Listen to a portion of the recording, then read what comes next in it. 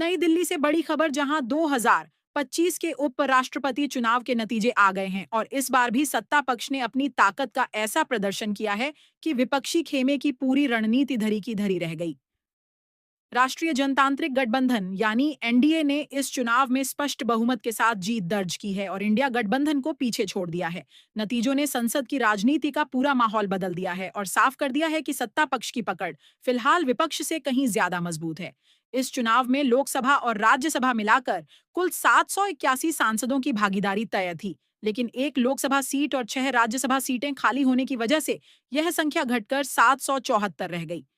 इसके बावजूद 12 सांसद मतदान से अनुपस्थित रहे और कुल 767 वोट ही डाले गए। इनमें से 17 वोट अवैध करार दिए गए, यानी 750 वोट वैध माने गए और उपराष्ट्रपति बनने के लिए किसी भी उम्मीदवार को 385 वोटों की जरूरत थी। जब नतीजे आए तो साफ हो गया कि एनडीए उम्मीदवार ने भारी बहुमत से जीत दर्ज की है। सत्ता पक्ष को 452 वोट मिले, जबकि विपक्षी इंडिया गठबंधन महज 300 वोटों तक सिमट गया।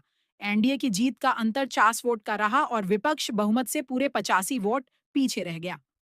यह नतीजा विपक्ष के लिए बड़ा झटका है, क्योंकि इस चुनाव को इंडिया गठबंधन अपनी ताकत और एकजुटता दिखाने का मौका मान रहा था।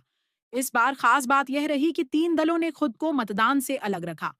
तेलंगाना की भारत राष्ट्र समिति यानी बीआरएस के 4 सांसद, ओडिशा की बीजू जनता दल के 7 सांसद और शिरोमणि अकाली दल का एक सांसद मतदान से दूर रहे। इनका तटस्थ रुख भी नतीजों को प्रभावित करने वाला साबित हुआ।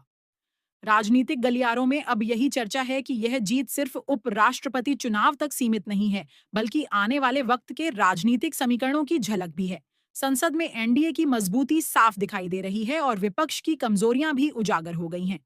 राजनीतिक विश्लेषक मान रहे हैं कि यह जीत एनडीए के लिए 2029 के लोकसभा चुनाव से पहले एक बड़ा मनोबल बढ़ाने वाला कदम है। वहीं इंडिया गठबंधन को अब यह समझना होगा कि केवल गठबंधन और नारों से सत्ता पक्ष को चुनौती नहीं दी जा सकती।